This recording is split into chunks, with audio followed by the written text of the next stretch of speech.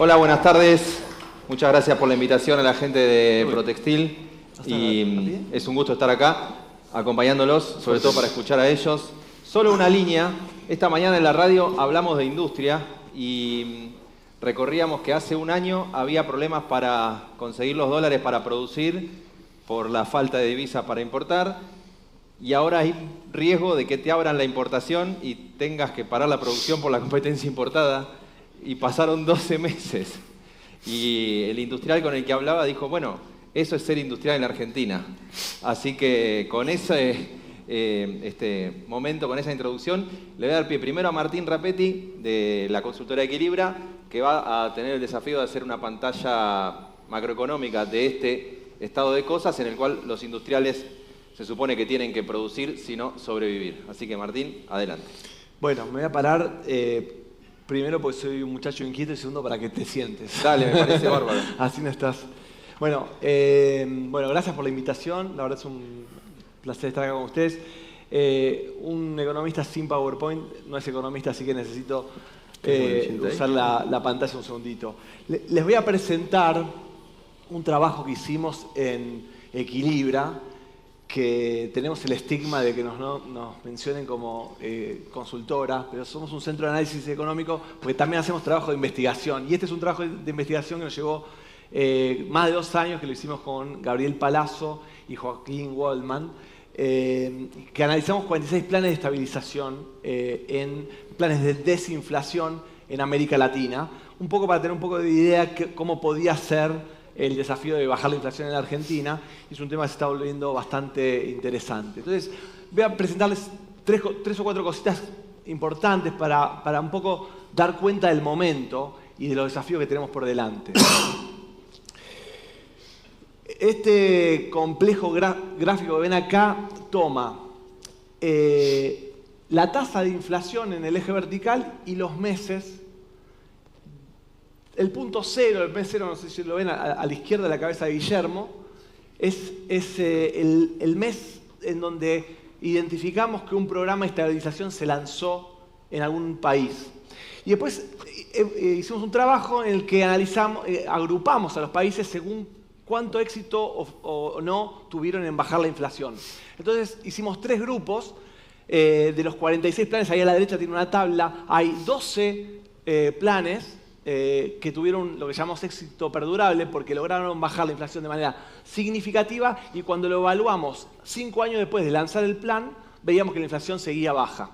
Después hay un segundo grupo, que ahí hay 8 casos, en los que logran bajar transitoriamente la inflación, pero luego hay un rebrote de la inflación, que este es un tema que quiero que tengan en el radar. Y finalmente, un tercer grupo, que es el más populoso de nuestra base, que son los planes que fracasaron, que intentan bajar la inflación y al poco de andar no logran bajar la inflación recrudece, son 26 casos. Y los dejamos de analizar al año y medio a esos casos. Entonces, fíjense, ahí tienen estilizadamente cómo se comporta la inflación en los 3 grupos. Hay unas áreas coloreadas porque tomamos no solo el punto medio, las líneas roja, verde y amarilla muestran el comportamiento promedio de cada grupo, pero las bandas muestran los extremos, los comportamientos extremos dentro de cada grupo. ¿Qué quiero que noten acá? Bueno, claramente me voy a acercar como si estuvieran en un pizarrón. Fíjense, bueno, claramente los que fracasan no logran bajar la inflación sigue, incluso se acelera. Los amarillos, que quiero que le presten atención, bajan, pero al año y medio vuelve a subir. Y en cambio los verdes, que fíjense, tengo la media, el valor promedio arranca más o menos de 100 y algo por ciento anual, interanual, baja, se mantiene y sigue baja en los 5 años que lo analizamos. Miren el comportamiento fiscal de los 3 grupos. Ahora en vez de mirarlo por mes, lo miramos por año. ¿Por qué? Porque no tenemos datos mensuales y tampoco son tan útiles. Fíjense que una cosa muy interesante, muy obvia, muy nítida, muy gráfica, digamos. Los planes que lograron bajar la inflación parten de una situación fiscal balanceada, este es el balance primario, o sea, descontando los intereses, y mantienen, incluso mejoran el balance fiscal. Los casos de fracaso parten parten mal y no mejoran, mejoran levemente. Y los casos intermedios de éxito transitorio mejoran un poquito al comienzo, pero después se les descarrila y no logran sostener llegar a equilibrio o mejorar las cuentas públicas. Entonces, lo fiscal es importante, algo que el gobierno actualmente está haciendo. Ahora miren esto, que es más complicado de ver, pero voy a tratar de hacerlo bien. Esto mide la evolución del dólar en términos reales, o sea, descontándole la inflación. Entonces, fíjense, ponemos como punto abajo de 0, significa que el tipo de cambio se atrasa o se aprecia, y arriba es que se deprecia. Cuando sube, se deprecia. Entonces, fíjense un primer punto. En los 3 tipos de planes, antes de lanzar el plan, devalúan para mejorar la competitividad. Y en todos los casos, cuando comienza el plan, se atrasa el tipo de cambio, o sea, empeora. Pero más o menos cuando empiezan a tener problemas de inflación es coincidente con la devaluación de los casos que fracasan. Sigamos ahora a los amarillos. Logran más o menos atrasar el tipo de cambio, no lo pueden sostener, devalúan más o menos al mismo tiempo en donde tienen la aceleración inflacionaria. En realidad, esta es la causa de la aceleración inflacionaria, que no pueden sostener el atraso cambiario que están generando, porque están típicamente, esta es la lección de las planes de estabilización, para bajar la inflación se atrasa el dólar, típicamente. Y en cambio, los que logran tener un éxito perdurable es los que logran atrasar de una forma sostenible el tipo de cambio. O sea, que logran, el tipo de cambio se les atrasa, tal vez no en niveles muy bajos, y eso les permite bajar la inflación. Voy terminando. Miren las cuentas externas. Claro, el atraso cambiario que provoca todos los planes de estabilización, ¿qué genera? Genera un déficit de dólares. Entonces, la diferencia, ahora concéntrense solamente en los verdes y los amarillos, la diferencia sustancial entre los verdes y los amarillos son 2. Una, los verdes parten de una situación más holgada, parten de superávit de cuenta corriente, tienen un excedente de dólares. El éxito los lleva a tener déficit, pero un déficit moderado, 4 puntos del PBI, no mucho más que eso. Y eso lo logran sostener. ¿Por qué? Porque no necesitan tanto financiamiento externo. En cambio, los que logran transitoriamente estabilizar parten de niveles de equilibrio o incluso déficit de cuenta corriente, llegan a un nivel insostenible, tienen que devaluar y entonces se reacelera la inflación. Muestro esto último y les dejo la palabra a mis colegas. Esto que está acá es la evolución del dólar en términos reales en perspectiva histórica. El último dato que está allá, a ver si puedo... Sí, tengo... Este que está acá, 9.90, es el dato de octubre, que fue el valor promedio del dólar oficial en el mes de octubre que acaba de terminar. Y puedo comparar toda la serie histórica a este precio, los precios de octubre. Entonces, por ejemplo, al final de la tablita de Martínez de Oz, el dólar equivalía a unos 655 pesos por dólar de hoy. El final de la convertibilidad era 8.25.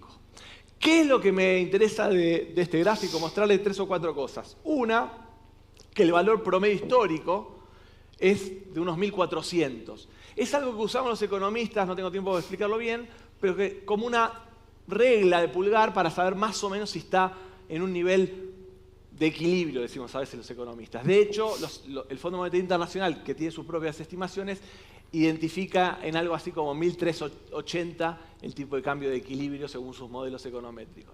Entonces, ¿qué es lo que me dice esto a mí? Y que estamos en un nivel bajo. Claramente el nivel actual es bajo y vamos camino a seguir atrasando el tipo de cambio. Esto va a seguir cayendo y vamos a seguir estando en un nivel bajo. Esto, si unen las dos, si fui exitoso en la explicación previa, me hace pensar que el plan de estabilización del gobierno actual tiene algunas limitaciones. Y cierro con esto. Primer punto, dado lo que les mostré, que hemos visto muchos casos donde tienen un éxito inicial en bajar la inflación y después la cosa puede empeorar.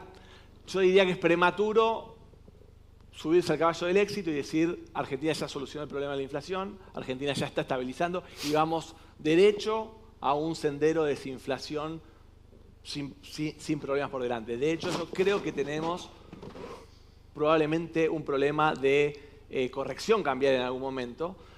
Porque, bueno, tenemos cepo, no hay dólares en el Banco Central, hay deudas con proveedores internacionales, hay muchas, el dólar está muy bajo en términos históricos, etcétera, etcétera. Un segundo punto que no pude tocar, pero que sí vale la pena, y acá ya voy abriendo el pie para mis colegas, es todo plan de estabilización tiene una especie de trade-off, de desbalance. Como típicamente el tipo de cambio se aprecia para bajar la inflación, eso genera problemas en sectores como el de ustedes, la industria. Entonces, un buen plan de estabilización tiene que de alguna manera balancear, lograr bajar la inflación, pero sin hacer, en francés se dice, pelota a la industria. Y el último punto que quiero hacer es el siguiente. Si me equivoco, y mi premisa en el punto número 1 es que creo que el dólar quedó muy bajo y efectivamente en algún momento eso se va a tener que corregir. Si me equivocara en esa predicción y efectivamente el gobierno lograra converger, sacar el cepo y dejar un dólar bajo, bueno, ahí me parece que hay que estar muy atentos a la política microeconómica, porque ya con estabilidad de precios ya el problema macro estaría solucionado, pero ahí dejamos un problema que es que con un tipo de cambio bajo y la economía abierta, el sector productivo va a pasar situaciones de mucha tensión. Entonces ahí yo creo que hay que estar muy atentos a ese escenario. Bueno, dejo acá y gracias por el tiempo. Fíjate que apareció una butaca. Apareció una butaca. Muy piola, Martín.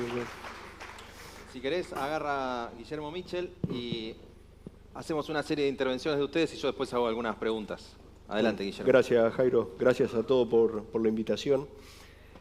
Retomando un poco lo que decía Martín, me gustaría llevar esto un poco más al plano del mundo textil, ¿no? Más allá de los números macros, yo los veo acá, estamos en Proteger, y en definitiva, atrás de todo eso, y llevado al sector lo que tenemos es cómo impacta esto en 24.000 empresas, que es el universo de la industria, la confección y la comercialización de productos textiles y calzados. ¿Cómo impacta esto en los 540.000 empleos que genera toda esta cadena de valor? 540.000 empleos que son 2 millones de personas, ¿no? Tomando un grupo familiar de promedio de 4. Sobre todo con un sector que tiene tanta inserción en el empleo laboral federal. 1 de cada 3 empleos industriales que se genera en La Rioja o en Catamarca son de la industria textil. 1 de cada 5 en la provincia de Buenos Aires de empleos industriales son de la industria textil. O 1 de cada 1 de cada 4 en la capital federal también tiene que ver con todo lo que es el canal de comercialización también textil. Con lo cual, más allá de los números macros y cómo impacta el dólar, todo, al final del día están ustedes, que son los que invierten, los que generan empleo y los que de alguna manera le dan dinamismo a esta actividad. Y claramente, atando con el tipo de cambio atrasado que está generando este programa de estabilización, hay otras medidas que generan consecuencias muy, creo yo, nocivas para el sector sin calibrarlas o sin, de alguna manera, medir las consecuencias. ¿Y a qué me refiero? Tanto la resolución del Ministerio de Economía como los decretos que eliminó el control de etiquetado, que eliminó todo lo que tiene que ver con el canal rojo, sobre todo para el tema de dumping. Tengan en cuenta que el 70% de la industria de la importación de textiles viene de Asia. Y todo lo que tiene que ver con la eliminación del sector como cámara vedora en las importaciones y los valores criterio, ¿sí? Atando con esto, ustedes esto lo van a recordar de la etapa, yo les diría hasta el 2012, 2013. A medida que se atrasa el dólar, a diferencia de lo que nos pasaba a nosotros en el gobierno, que el negocio era inflar los precios e ir a buscar una cautelar para que el importador pueda girar dólares mediante una cautelar al tipo de cambio oficial, lo que van a ver ahora es una avalancha de subfacturaciones, donde lo que va a buscar el importador o el falso importador es pisar el precio para pagar menos derechos, menos percepción de IVA y menos percepción de ganancias al momento de efectuar el despacho a plaza, con lo cual eliminar los valores criterios en esa etapa, ustedes saben lo nocivo que es para todo el sector, sobre todo para lo que es la industria de la confección. Y si a eso le sumamos la medida que va a poner en práctica el gobierno a partir del 2 de diciembre, que es cuando va a salir en el boletín oficial, la flexibilización del courier, es de alguna manera un efecto de dos pinzas sobre la industria. El gobierno lo anunció a medias, pero lo que va a hacer con las resoluciones que se están trabajando es flexibilizar el courier de $3.000, no ya por vuelo, sino por envío, con lo cual una misma persona puede en un vuelo traer 3 envíos, 4 envíos con la franquicia de los $400, pero que además para toda la industria textil no va a tener el control de origen ni todo lo que es la intervención esto voy a ser muy técnico en lo que digo, pero valga la redundancia, reglamentos técnicos y ver el origen de la industria, con lo cual, acá estoy viendo varios de ustedes que tienen retail de la industria, yo creo que va a ser muy difícil que una persona en Argentina teniendo estas facilidades compre una prenda en la industria local, porque va a tener todo facilitado para importarlo bajo esta modalidad. Y más allá de esto, uno puede estar más o menos a favor de la facilitación, lo que no puede estar a favor es de que no haya controles. ¿Por qué? Porque los no controles, como se están buscando, lo que hace es generar la competencia desleal entre ustedes, fomentar la evasión, fomentar la subfacturación de las importaciones y, de alguna manera, destruir la industria. En un mundo donde justamente el modelo de presidencia que el presidente de nuestro país está mirando, se mira en el espejo, es justamente lo contrario, está buscando un país de proteger la industria local, de proteger el empleo local y de aplicar aranceles a aquellas economías que tienen mayor beneficios a la hora de competir. Con lo cual, si ato la macroeconomía que describía Martín, con las medidas tanto micro como normativas que está tomando este gobierno, yo creo que se está ya no pensando en no proteger las empresas de ustedes, sino directamente destruir el empleo local y destruir esas 550.000 puestos de trabajo que de alguna manera son argentinos de carne y hueso, que más allá de cualquier número que podamos ver, va a afectar en el día a día de cada ciudadano. Con lo cual, viéndolo desde un punto de vista más micro, creo que en línea, más allá de atender la macro, lo que hay que atender es la microeconomía y las medidas de cómo va a impactar en la industria, porque creo que va a ser un efecto destructor para la industria textil y sobre todo para la mano de obra del área, ¿no? Gracias, Guillermo. Me voy anotando preguntas para dentro de un ratito. Adelante, José. Bueno, en primer lugar, muchas gracias por invitarme a Protextil, a Jorge Soravilla, lo veo a mi amigo el Vasco de Mendiguren y, bueno, grandes amigos de la industria en general. Yo coincido un poco con lo que vienen planteando, ¿no? Es decir, creo que el principal desafío que hoy tiene la Argentina es ver cómo nos vamos a insertar internacionalmente a un mundo que tiene una volatilidad y un ritmo de cambio totalmente distinto al que veníamos concibiendo. Después de la caída de Lehman Brothers en el año 2008, se sucedieron una serie de hitos internacionales, entre los cuales podemos hablar la guerra comercial tecnológica entre Estados Unidos y China, que ahora se vuelve a rebrotar con el triunfo de Trump. Podemos hablar de la invasión también o la guerra con Ucrania, la pandemia. Eso tuvo efectos que dieron una volatilidad en el mundo y llevaron a, como decía Guillermo, una suerte de regionalización en materia geopolítica desde un punto de vista económico productivo.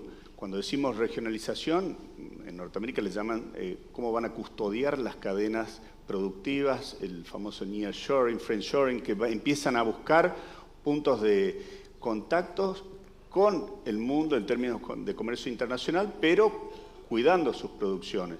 Lo hemos visto, por ejemplo, en Estados Unidos, en la administración, no solo la que anuncia ahora Trump que va a hacer, sino Biden mismo hace ya aproximadamente 3 meses subió posiciones arancelarias de casi un 80% de sus productos industriales. Y lo mismo ahora anuncia Trump, que lo va a ir increciendo en la medida que no se entienda este mapa. Creo que el verdadero desafío del Gobierno Nacional, y que en alguna medida no viene mostrando esta hoja de ruta, es entender desde el punto geopolítico cómo está funcionando esto. Es decir, porque claramente en donde se referencia el Gobierno Nacional, o Milei particularmente, podríamos decir en Trump o en la derecha brasilera con Bolsonaro, tienen un sistema productivo conceptual nacionalista, no anarcocapitalista. Y esto es importante que nosotros desde los distintos sectores lo podamos llevar a una discusión sana en lo que es la agenda nacional, porque vamos a terminar con consecuencias muy perjudiciales para la producción.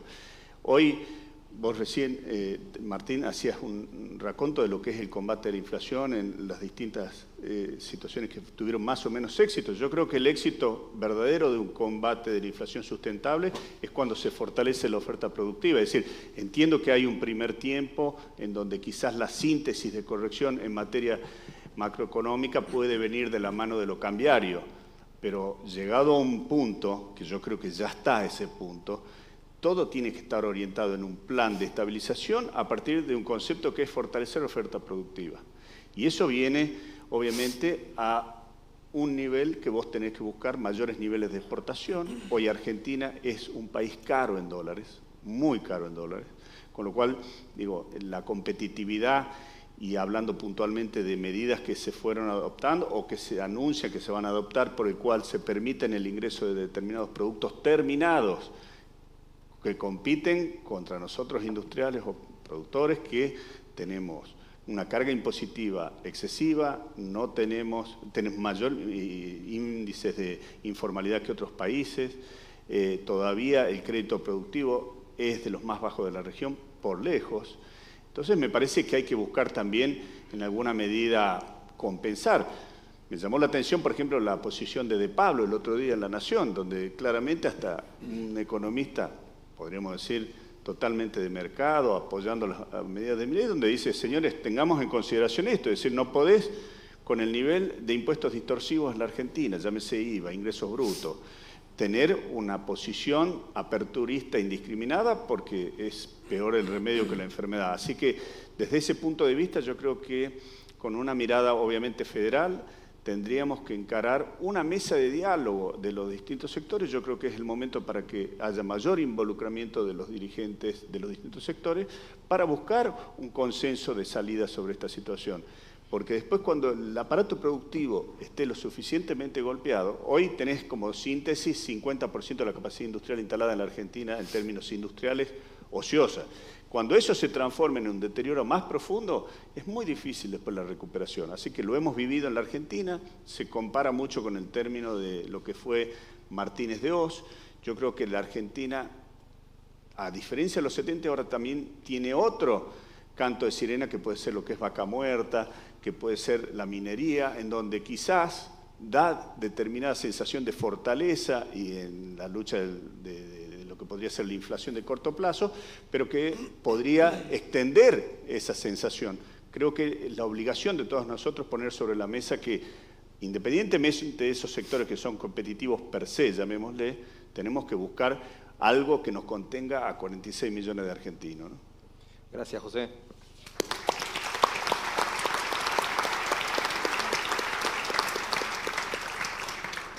Carlos, adelante. Bueno, viendo una filmina que pasó Priscila, donde hablaba de los distintos países y las recesiones que han tenido, nosotros somos récord mundial en recesiones en los últimos años. El periodo más largo sin recesión fue de 8 años, en un ciclo de creo que de 60 años, una cosa así. Pasemos esto al tema, digamos, ¿qué se siente desde una fábrica textil con esto? Me tocó vivir Martínez de Oz, me tocó vivir la década del 90, la última parte, donde con el 1 a 1 fue un industricidio, y el periodo también de Macri, que una caída impresionante del consumo de producto nacional. Al empresario pyme principalmente, que la mayoría de las empresas textiles son pymes, lo hace todo a pulmón, lo hace todo con mucho esfuerzo. Los equipos de trabajo son casi familia, se está conviviendo más con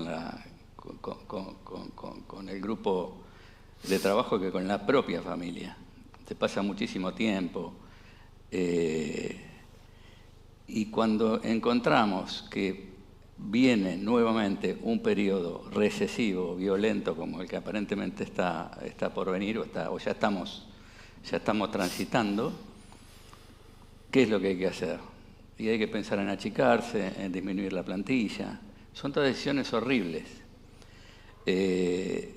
Cuando el mercado se amplía, ejemplo el año pasado, bueno, fue un año que por consumo y por especulación, porque un 30% del consumo el año pasado se estima que fue especulativo, porque nadie quería quedarse con los pesos, la industria que hizo se expandió y pudo satisfacer esa demanda.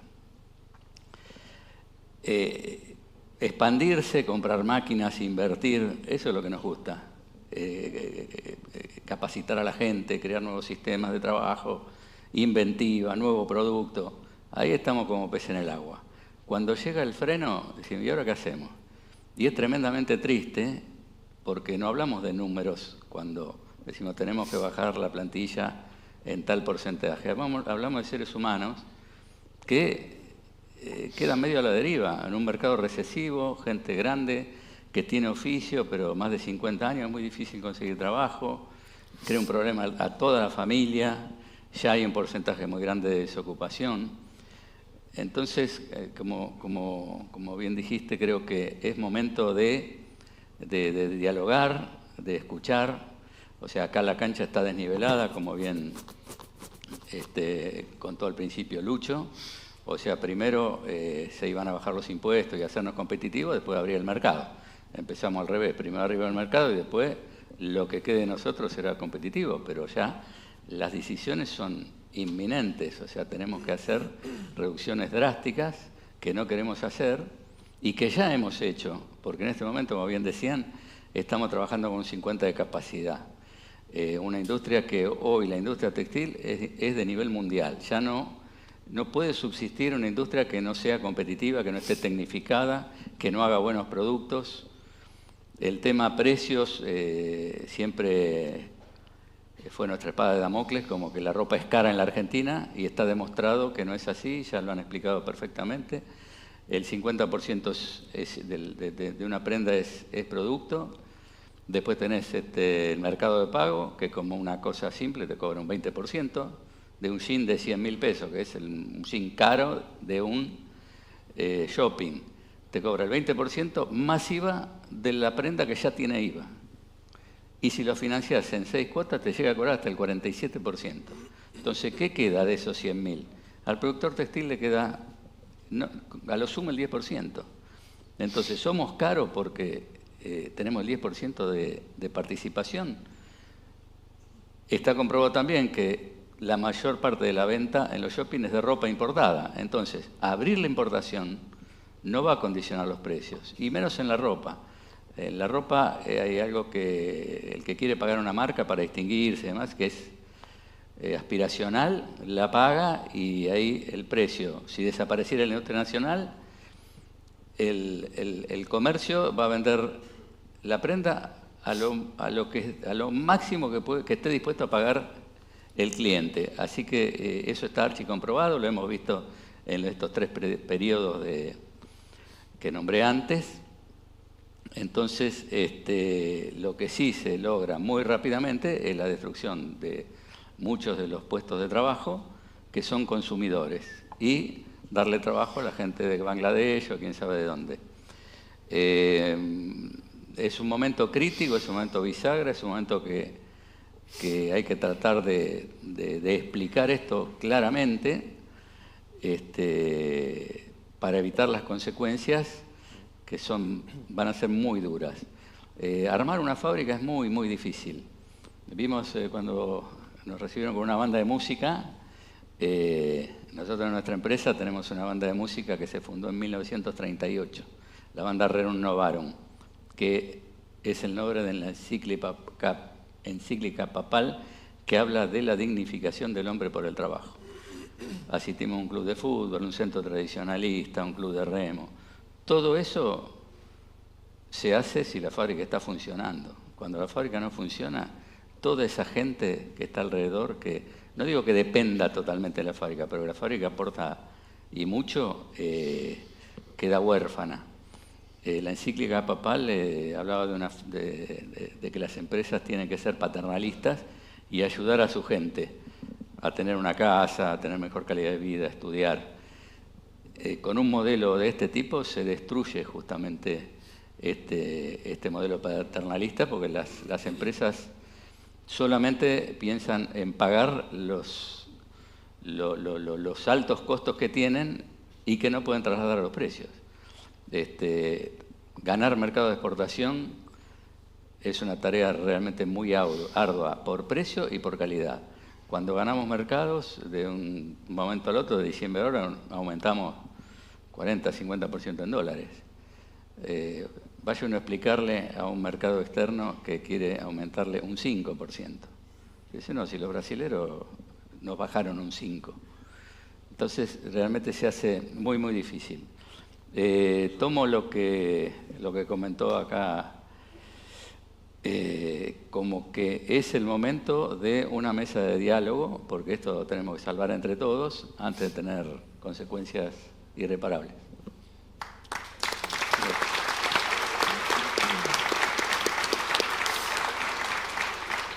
Bueno, voy a aprovechar para traer algunas preguntas, algunas como si fueran, ¿qué me imaginaba que les contestaría o les retrucaría el actual gobierno de tanto escuchar a sus funcionarios? Por ejemplo, Martín, me imagino al equipo económico diciéndote, no, pero esta vez es diferente, estás comparando con momentos donde no había superávit fiscal, donde no había la confianza en el mercado que hay hoy con este presidente, no tiene ningún sentido ver esa comparación del tipo de cambio. El otro día Federico Furiase, del equipo económico, dijo, cuando hay mucha confianza en un mercado, un tipo de cambio a valores de hoy debería ser 600.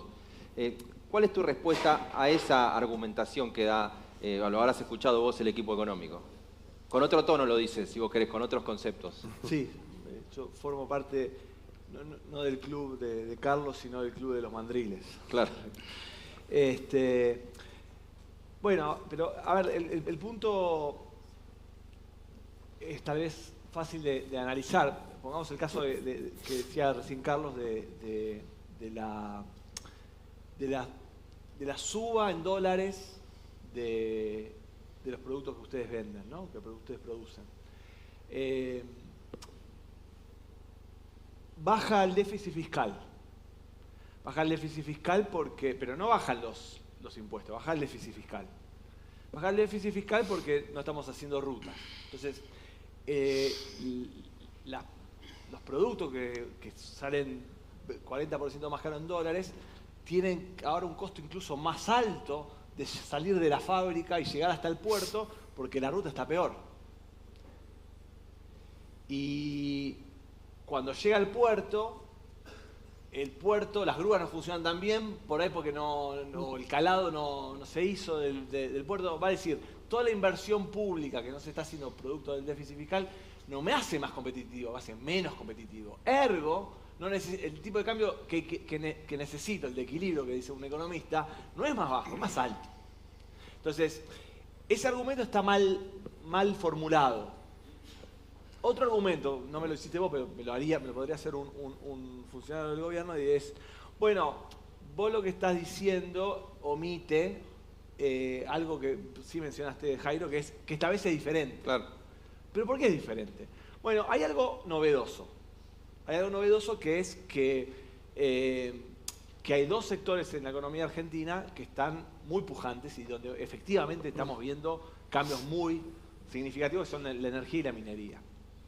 Entonces, va a haber tantos dólares, uno podría argumentar, porque el argumento va así, va a haber tantos dólares que es lógico que nos encarezcamos en dólares, porque la oferta de dólares va a ser tan fuerte que oferta y demanda, va a caer el precio del dólar, entonces nuestros ingresos en dólares y los costos de nuestra producción va a ser muy alto en dólares. Eso, dicho de paso, se llama en la literatura económica enfermedad holandesa, por lo que le pasó a Holanda cuando descubrió los yacimientos de gas en el Mar del Norte y tuvo tanta abundancia de dólares por esa producción que generó problemas en la industria. Pero si hacemos las cuentas, yo ni siquiera veo argumentos para pensar en una enfermedad holandesa. ¿Por qué? Supongan que en 2030 estemos exportando 30.000 millones de dólares de energía, que son los cálculos más optimistas. Y supónganse que le sumemos 20.000 más de minería. Estamos hablando de $1.000 per cápita de exportación.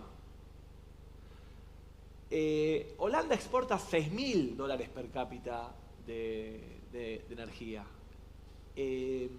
Chile, acá a la vuelta, exporta $2.000 per cápita de minería. O sea, que aún yéndonos muy bien, no vamos a ser el Emirato de Sudamérica.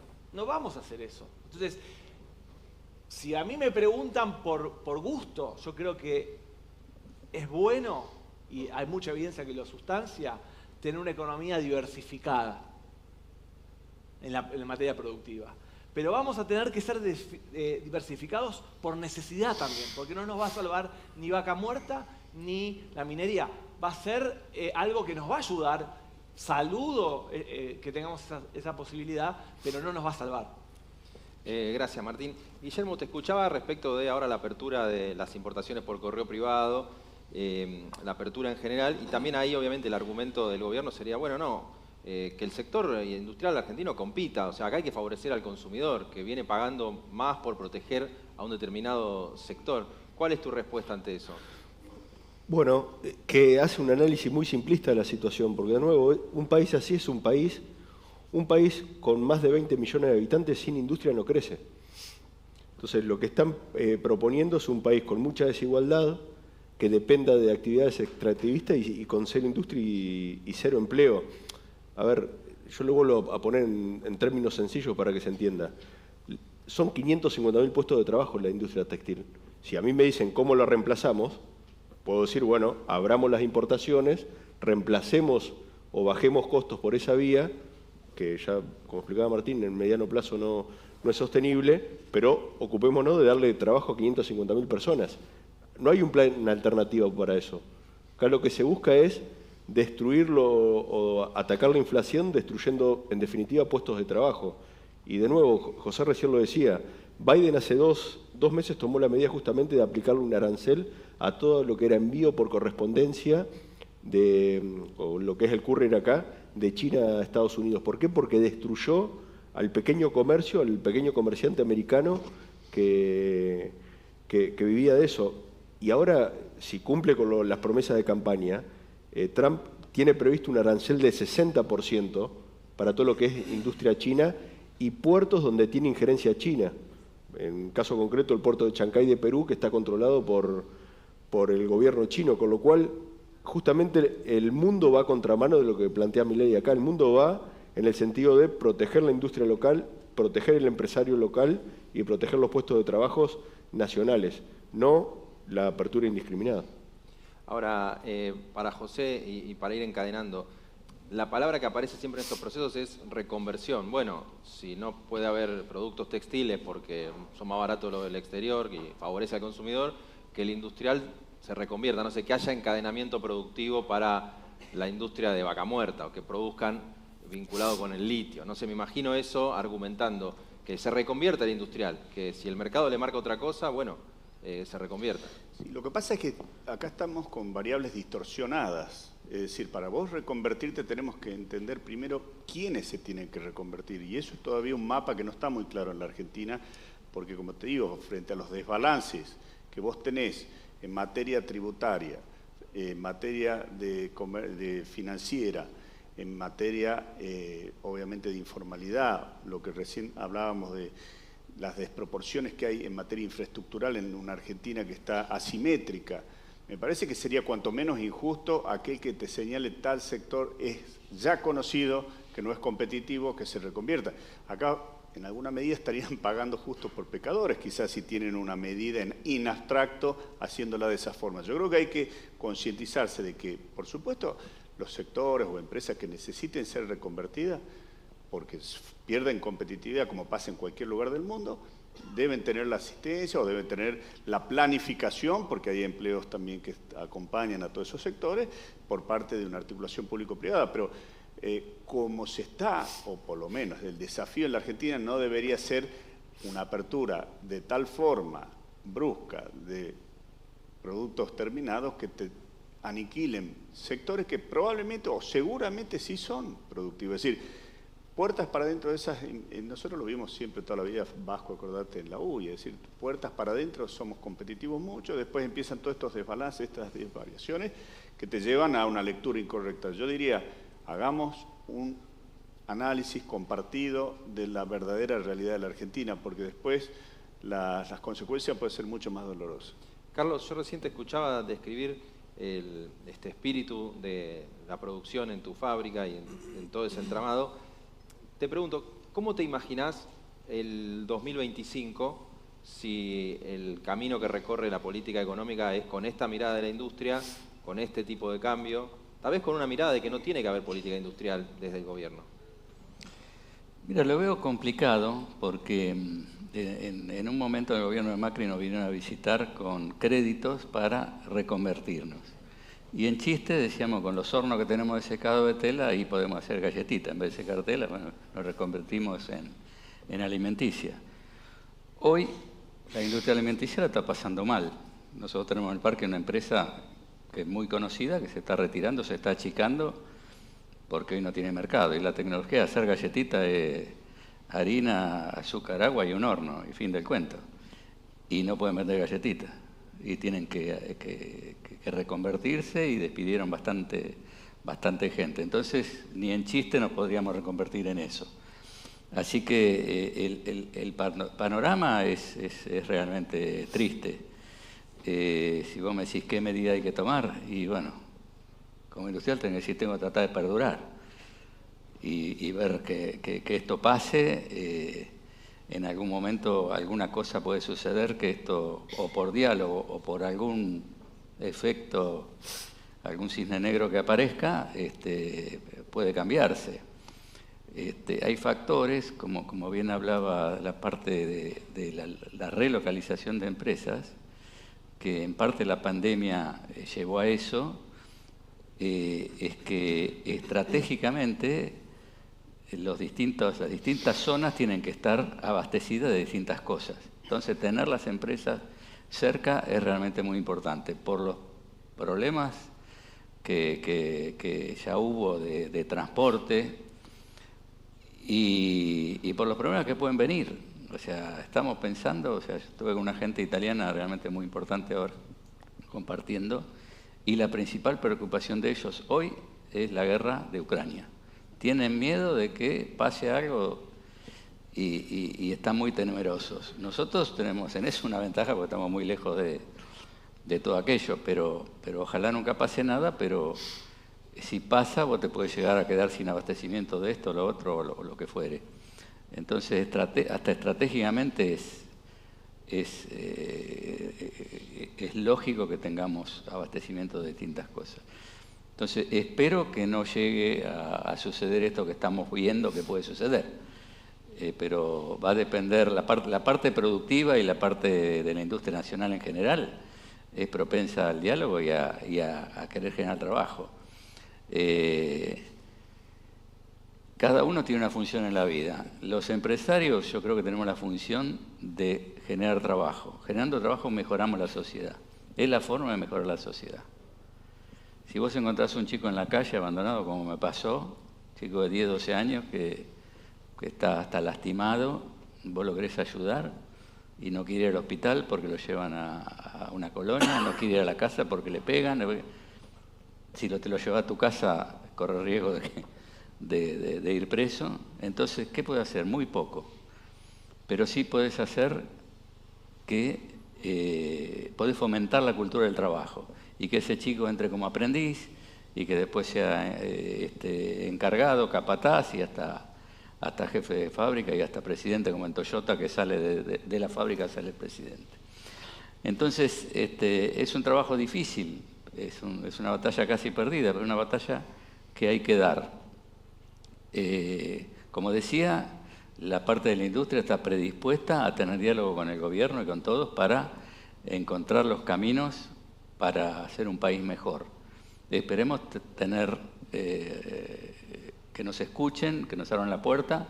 Hasta ahora no están muy abiertas, están bastante cerradas, digamos, pero bueno, no perdamos la esperanza y sigamos intentando ese camino. Acá está en cero hace rato, como que el tiempo ya se consumió, pero vamos a hacer una rondita más porque está muy interesante, sobre todo para que cada uno pueda cerrar. Me quedo conmovido escuchando a Carlos y se me ocurría justo antes de que él lo dijera preguntarle ¿por qué Argentina tendría que seguir teniendo industria / industria textil? Desde lo conceptual, desde lo práctico, desde lo cultural. Le dejo eso para que cada uno cierre y nada, completamos así la exposición. Martín.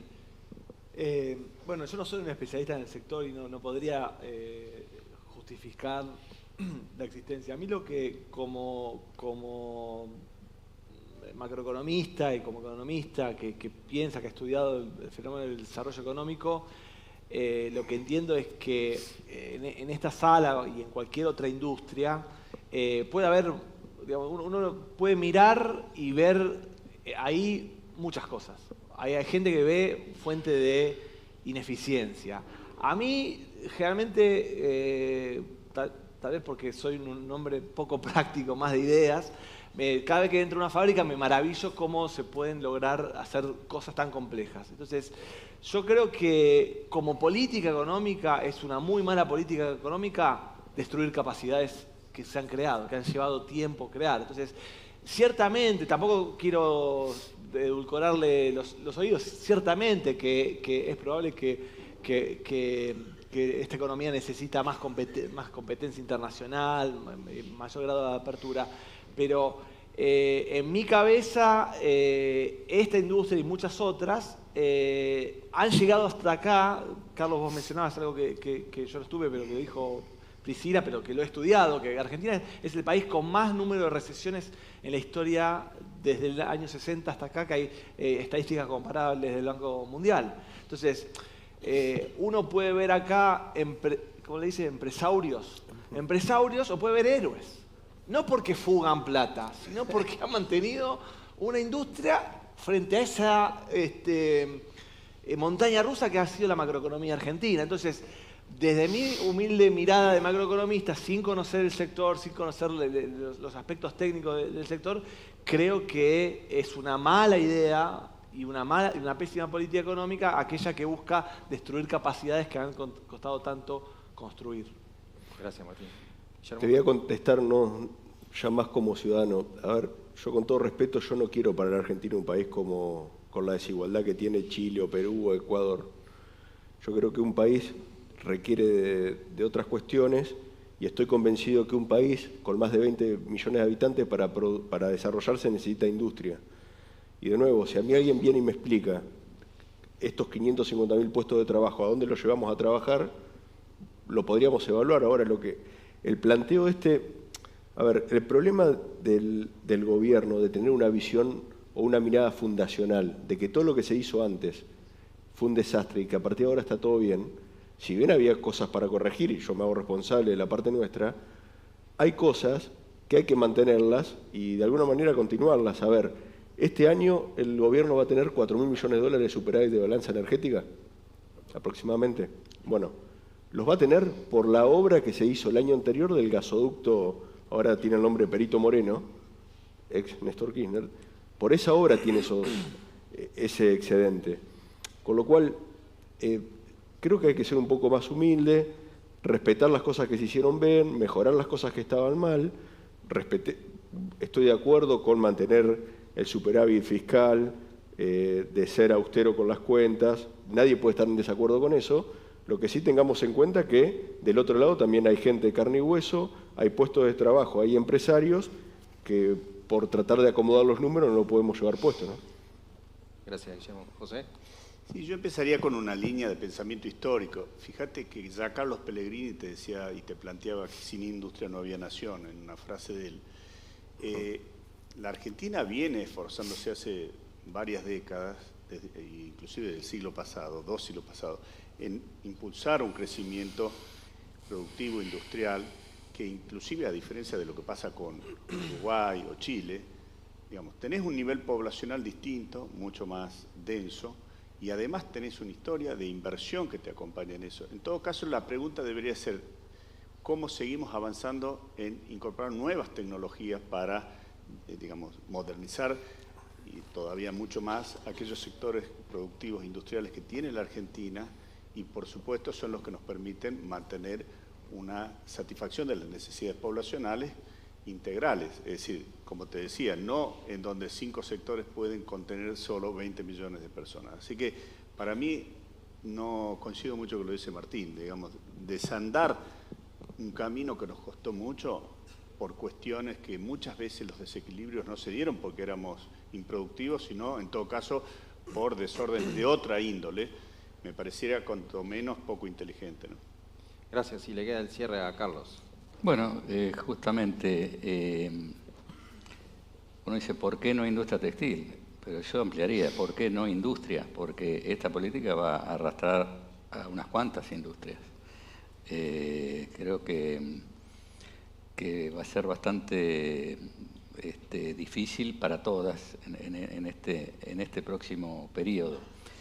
Pero los textiles particularmente, primero hay una expertise, hay mucha inversión en maquinaria, pero hay mucha inversión en recursos humanos. Formar toda esa gente que hoy está plenamente capacitada y después abandonarla o que se dediquen a, no sé, a manejar un taxi o una cosa así, como fue en otra época, sería muy triste. Aparte, el textil es una industria que está repartida en toda la Argentina, en 18 provincias.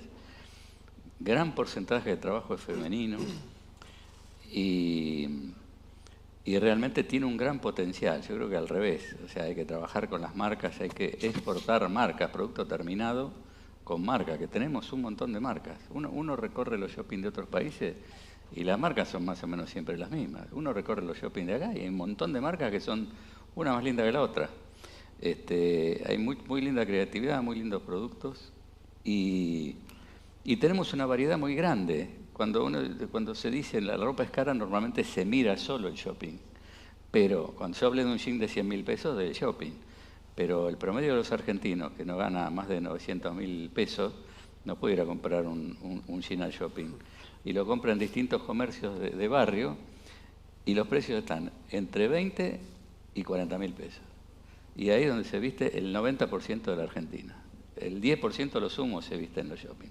Hay muchísima oferta, hay más de 5.000 marcas, hay 6.000 talleres y otros tantos miles de comercios. O sea que no está cartelizado, está súper atomizado. Hay ropa barata, hay ropa media, hay ropa cara, hay ropa muy cara. Hay de todo, vos podés elegir. Entonces el menú que hay no amerita agregar más importado porque ya hay un montón de importados. Fue el año pasado, no el 2022, bueno, se mostró acá en números que fue récord de importación textil. Y así todo trabajamos y pudimos colocar nuestra producción. Ahora, lo que viene es algo muy distinto, porque a nosotros nos han subido los costos violentamente, el tipo de cambio está retrasado y se facilita la importación de una manera que tenemos poca chance de sobrevivir. Esperamos que la cordura sea lo que reine y soy un poco optimista, pero nunca pierdo la esperanza. El industrial argentino tiene que ser optimista, si no, yo estaría fuera de la cancha hace rato. Bueno, muchísimas gracias a todos.